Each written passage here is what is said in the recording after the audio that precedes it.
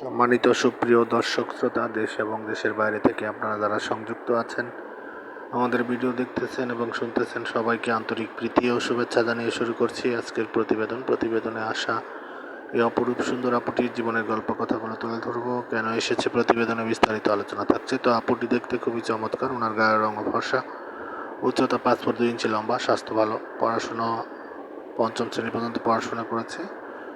ওনার পরিবার, ওনার বাবা নেই, মা আছে অসুস্থ। ওনার আরেকটা ছোটো ভাই আছে, মাদ্রাসায় পড়ে। তো উনি বর্তমানে আপনার একটি পোশাক কারখানায় কাজ করে এবং নিজেরও সেলাই মেশিন আছে। মাঝে মাঝে কিছু বাইরের কাজ বাসাতে করে দেয়। তো সেখান থেকে যতটুকু স্যালারি পায় কোনো মতে মা আর ভাইকে নিয়ে সংসার চালাচ্ছে।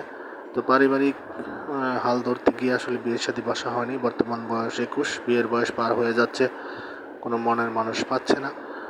তো উনি মূলত মুসলিম, নামাজ কালাম পড়তে পারে, কোরআন পড়তে পারে। তো সেই ক্ষেত্রে আসলে ওনার সার্বিক অবস্থা মেনে নিয়ে যদি কেউ জীবনসঙ্গী করতে চায়, পাত্রের বয়স বা চেহারা দিয়ে তার কোনো কিছু আসে যায় না। পাত্রকে অবশ্যই কর্মঠ হতে হবে, এমন একটা মানুষের খোঁজে এসেছে।